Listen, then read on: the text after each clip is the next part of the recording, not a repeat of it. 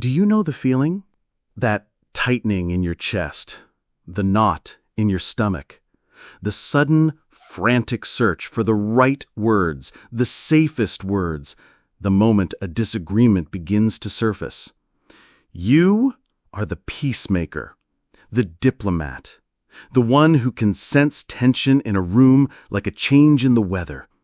Your entire life has been a masterclass in smoothing things over, in finding common ground, in keeping everyone comfortable. It is a beautiful skill, a gift. But have you ever asked yourself, what is the price of this peace? What happens to your truth when it is inconvenient? What happens to your boundaries when they might upset someone? What happens to your soul when it is constantly asked to shrink, to stay silent, to agree for the sake of a fragile harmony? This deep, instinctive aversion to conflict is one of the most common experiences of a sensitive, empathetic person. We tell ourselves we are being kind. We tell ourselves we are being mature. But the great psychologist Carl Jung would invite us to look deeper, to ask a more courageous question. Is this kindness or is it fear? Carl Jung understood that the parts of ourselves we fear the most are often the source of our greatest strength. And for the peacemaker, the part we fear the most is our own inner warrior. The part that can stand firm, the part that can speak truth, the part that holds the sword of clarity. This is the heart of shadow work in the real world. It is not about learning to start a war. It is about realizing that true peace is not the absence of conflict. It is the ability to move through it with integrity. And the courage you're looking for is not something you need to build. It is something you must simply uncover. To understand why the thought of conflict feels like a physical threat, we must once again travel back in time, back to the original training ground for our relational blueprint, our family. No child is born a peacemaker. A child is born a raw, unfiltered expression of life. They scream when they are angry. They cry when they are sad. They demand what they need. They are pure, authentic expression. So, where does that go? How is that wild, authentic creature tamed into a conflict-avoidant adult? It happens through 1,000 subtle lessons. Imagine a home where conflict is handled poorly. Perhaps the parents fight loudly, aggressively, creating a climate of fear. The child's nervous system learns a powerful lesson. Conflict equals danger, chaos, the collapse of my world. Safety, therefore, must be the absence of conflict. Or perhaps the home is the opposite. Perhaps conflict is never expressed at all. Anger, disagreement, and frustration are pushed under the rug. A tense, unspoken silence hangs in the air. The child learns an equally powerful lesson. Conflict equals the ultimate taboo. Something so dangerous it cannot even be spoken of. To bring it up is to risk severing the fragile threads of connection. In either environment, the child's survival depends on becoming a highly skilled emotional manager. They become a little diplomat, a tiny hostage negotiator. They learn to read the moods of the adults. They learn to say the right thing, to do the right thing, to be the right thing, to prevent the explosion or to avoid cracking the silent, icy surface. This is the birth of the peacemaker persona. It is a brilliant, life-saving adaptation. The child learns to equate their value with their ability to maintain harmony. My agreeableness equals my safety. My ability to keep the peace equals my worthiness of love. This persona becomes a core part of their identity. They are the good child, the easy one, the mature one. They carry this identity into their adult lives. They become the friend who always listens but never shares their own problems. The colleague who takes on extra work to avoid saying no. The partner who buries their own needs to keep the relationship smooth. This is the prison of agreeableness. It feels like a safe, comfortable, well-managed space, but it is a prison nonetheless. Because in order to build this persona of the peacemaker, we must, as Carl Jung taught, exile its opposite. We must cast a vital, powerful part of our own soul into the shadow. And the opposite of the peacemaker is the warrior. Now, when we hear the word warrior, we often picture aggression, violence, destruction. This is the great misunderstanding. This is the story the frightened child tells itself. The child believes the warrior is a monster that will destroy everything. So it locks the warrior away in the deepest, darkest dungeon of the psyche, and it stands guard at the door for the rest of its life. This is the core of the shadow work we must do. We must understand who this exiled warrior truly is. Let's think about Chloe again, our nurse, our mother. She sees herself as a caregiver, a helper, a peacemaker. One afternoon, a coworker makes a slightly cutting, passive-aggressive comment about her work in front of a patient. It's unfair. It's unprofessional. Chloe feels a hot flash of anger. A clear, sharp thought arises. That was not okay. I need to address this. This thought is the voice of her inner warrior. The warrior's job is to protect boundaries, to defend what is right, to speak truth. But what happens next? Instantly, the peacemaker persona takes over. A wave of fear washes over the anger. A chorus of old voices screams in her head. Don't make a scene. It's not a big deal. Just let it go. If you confront her, she won't like you. It will be awkward at work forever. Just be the bigger person. Just be nice. So, Chloe forces a tight smile. She says nothing. She absorbs the injustice. She swallows her truth. Peace is maintained. But at what cost? Later that night, she can't sleep. She replays the scene over and over. She feels a simmering resentment towards her coworker, and worse, a quiet, corrosive feeling of shame towards herself. A feeling of having betrayed her own integrity.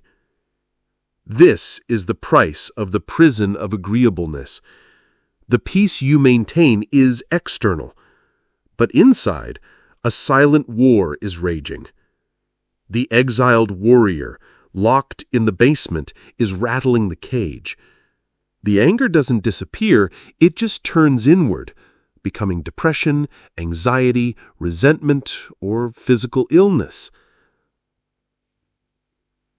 Your fear of conflict is not just a personality quirk. It is a profound loyalty to a childhood survival strategy. It is the fear that if you let your inner warrior out of the cage for even a second, it will burn down the entire village. You are afraid of its power. You are afraid of its clarity. You are afraid of its truth. The great journey of shadow work is not to teach the peacemaker how to become a warrior. It is to facilitate a meeting between them, to help the frightened peacemaker understand that the warrior is not an agent of destruction. It is an agent of integrity. It is not here to start a war with others. It is here to end the war within yourself. To end the war within yourself. This is the true purpose of the warrior. And the journey to meet this exiled part of you is one of the most vital acts of shadow work you can undertake. So let us go down into the dungeon. Let us walk past the fear, past the old stories. Let us approach the cell where the warrior has been locked away. And let us ask, who are you really? The first thing we must understand is that the warrior archetype, in its purest form, is not driven by hate. It is driven by love. A fierce, protective, clarifying love. It is the love that says, this is sacred and it is worthy of defense. The warrior is the guardian of the soul's integrity. Think of it this way. The peacemaker's primary question is, how can I maintain connection? The warrior's primary question is, what is true? The peacemaker is skilled at building bridges. The warrior is skilled at drawing boundaries. And a healthy psyche needs both. A bridge without boundaries will be overrun. A boundary without a bridge leads to isolation. Wholeness is the integration of the two. For years, you have been an expert bridge builder.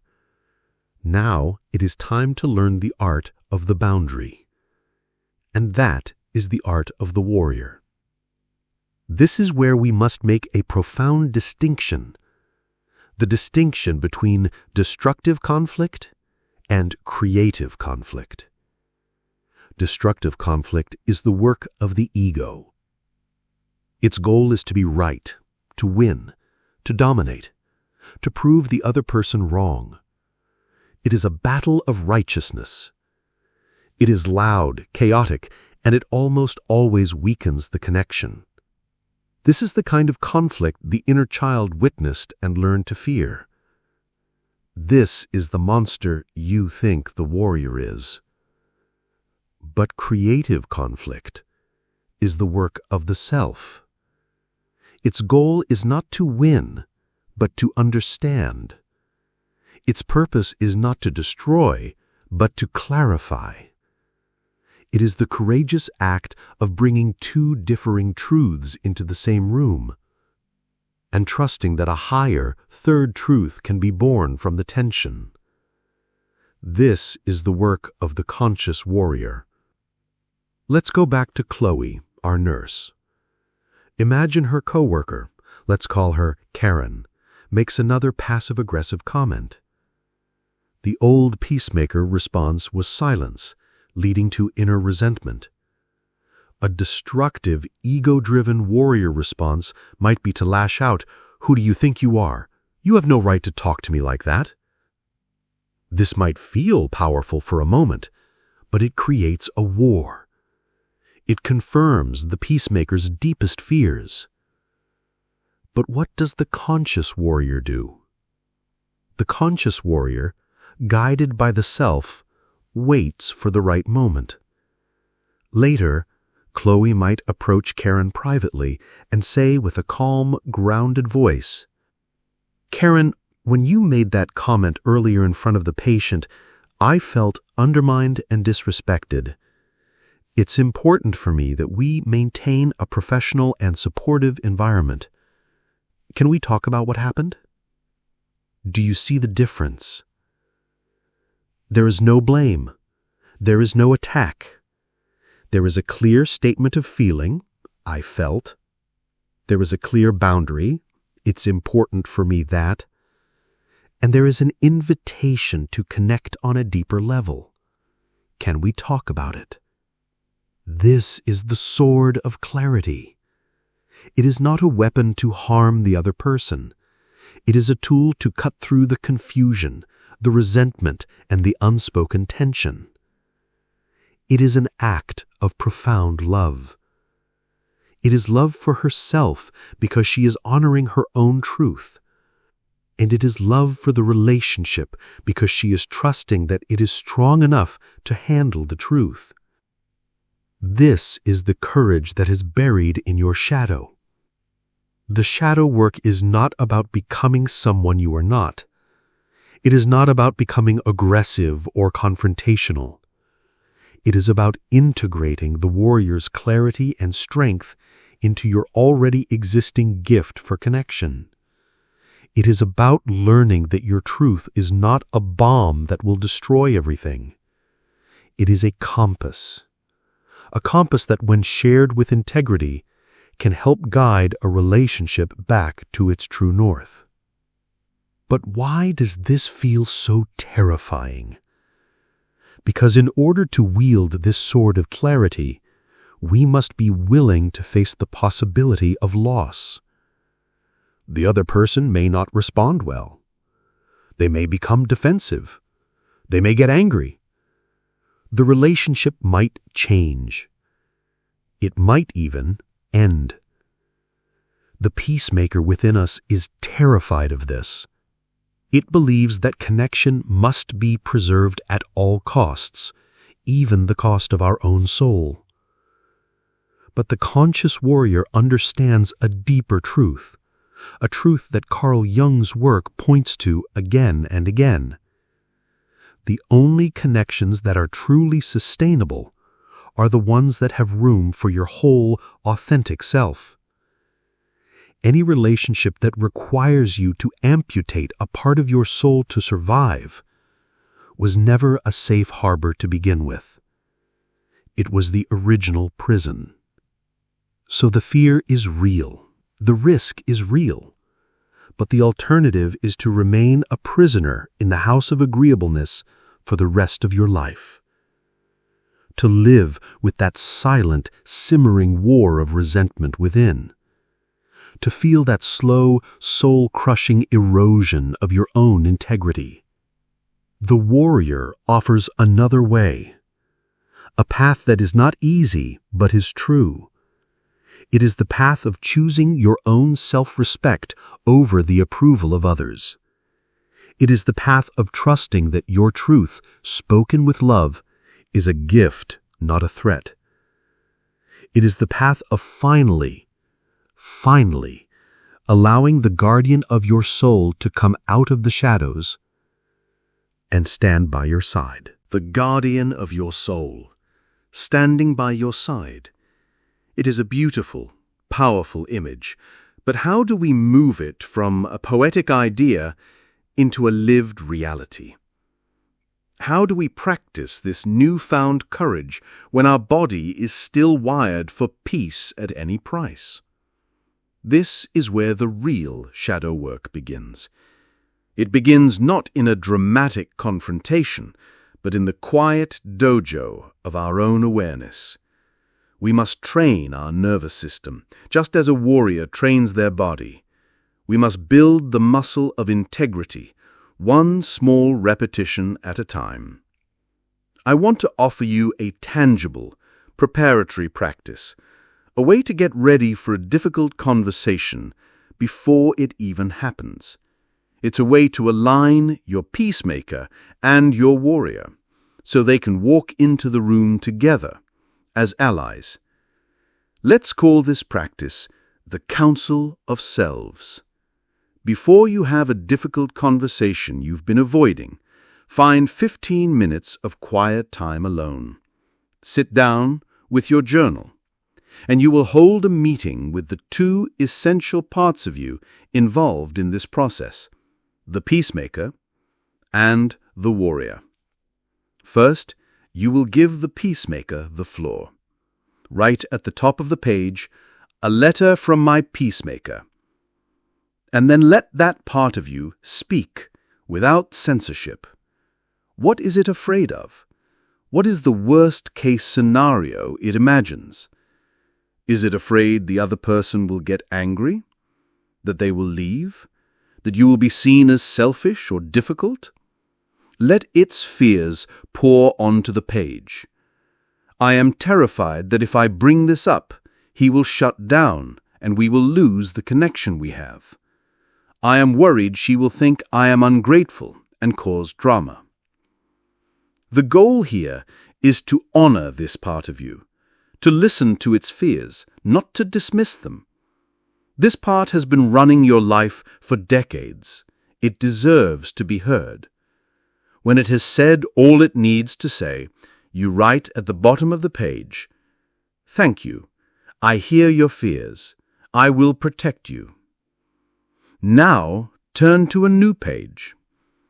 At the top, write, "A letter from my warrior." And now you invite the guardian of your soul to speak. This part is not emotional in the same way. It is clear. It is grounded. Ask it, what is the simple, non-negotiable truth in this situation? What boundary has been crossed? What value is at stake here? Is it respect? Is it honesty? Is it integrity? What is the highest purpose of this conversation? What are we fighting for? Let the warrior's voice come through. It might sound like this. The truth is, my time and energy are not being respected in this friendship. The value at stake is my own self-worth. It is not for sale. The purpose of this conversation is not to punish, but to bring our relationship back into alignment with honesty. Take your time with this. You are accessing a part of you that has been silent for a long time. Its voice may be quiet at first. Listen closely. After both parts have spoken, you perform the final, most important act of this shadow work practice. You, as the conscious self, the leader of your inner world, will make a decision. You will write one final entry, the integrated path forward. Here, you synthesize the wisdom of both parts. You acknowledge the peacemaker's desire for connection. You honor the warrior's commitment to truth. And you create a strategy that serves both. It might look like this. I will honor my peacemaker by choosing a calm, private time for this conversation, and by starting with a statement of care for the relationship. I will say, our connection is important to me, which is why I need to talk about this. I will honor my warrior by stating my truth clearly, using I feel statements, without blame or accusation. I will hold the sword of clarity, not the club of judgment. My goal is not to win. My goal is to be understood. Whatever the outcome, I will stand in my integrity. This practice is revolutionary, because you are no longer walking into a conflict as a fragmented, terrified child. You are walking in as a whole, integrated adult. You have created inner alignment before seeking outer alignment. You have ended the war within yourself first. Let me share a story. A friend of mine, Mark, a man in his late 30s, had been avoiding a conversation with his aging father. His father would often make critical comments about his career choices. Mark's peacemaker was terrified of his father's disapproval. His inner warrior was furious at the lack of respect. He did this very exercise.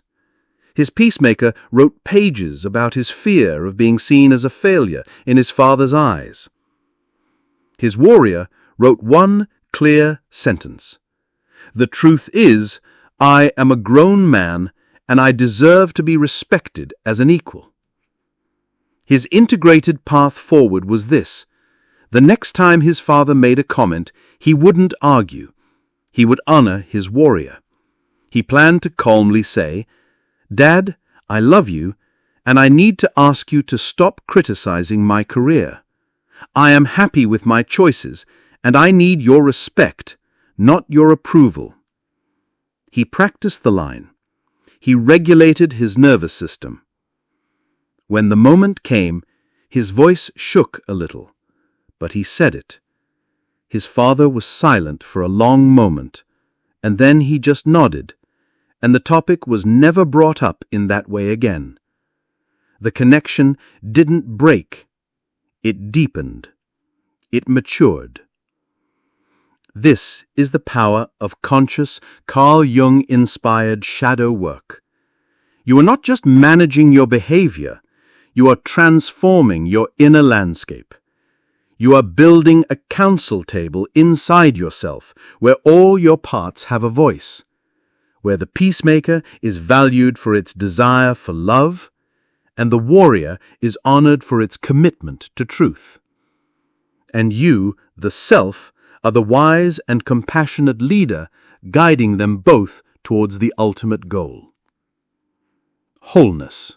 And so the inner council is formed.